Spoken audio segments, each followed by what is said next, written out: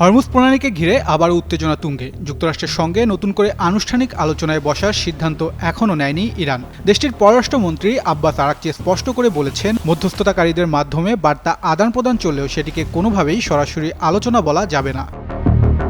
আরাকচির বক্তব্য অনুযায়ী কাতার ও পাকিস্তানের মাধ্যমে ওয়াশিংটনের সঙ্গে যোগাযোগ হচ্ছে, তবে যুক্তরাষ্ট্র আগে কথিত ইসলামাবাদ সমঝোতা স্মারক লঙ্ঘন বন্ধ এবং ক্ষতিপূরণ না দিলে আলোচনার টেবিলে ফিরতে প্রস্তুত নয় তেহরান। সুস্থ জীবন,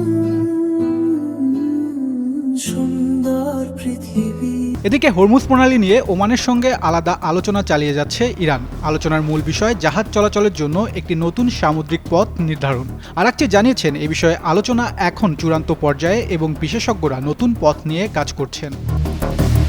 তবে সবচেয়ে গুরুত্বপূর্ণ বিষয় হলো, নতুন নৌপথ চালু হওয়া মানেই হরমুজ প্রণালী পুরোপুরি খুলে দেওয়া নয়। ইরানের দাবি, প্রণালীতে স্বাভাবিক নৌ চলাচল ফিরিয়ে আনতে যুক্তরাষ্ট্রকে তেহরানের নির্ধারিত শর্ত পূরণ করতে হবে।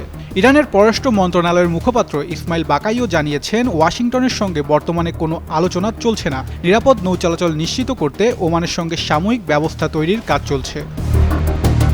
একই অবস্থান জানিয়েছে ইরানের ইসলামিক রেভলিউশনারি গার্ড কোর বা আইআরজিসি। তাদের বক্তব্য, হরমুজ পুনরায় খুলে দেওয়ার সিদ্ধান্ত ওমানের সঙ্গে আলোচনার বিষয় থেকে সম্পূর্ণ আলাদা এবং তা নির্ভর করছে যুক্তরাষ্ট্র ইরানের শর্ত মেনে নেয় কিনা তার উপর। অন্যদিকে মার্কিন প্রেসিডেন্ট ডোনাল্ড ট্রাম্প দাবি করেছেন, ইরান চরমভাবে পরাজিত হচ্ছে। এমনকি তিনি হরমুজ প্রণালীকে যুক্তরাষ্ট্রের ভূখণ্ড হিসেবে ঘোষণা করার কথা বলেছেন।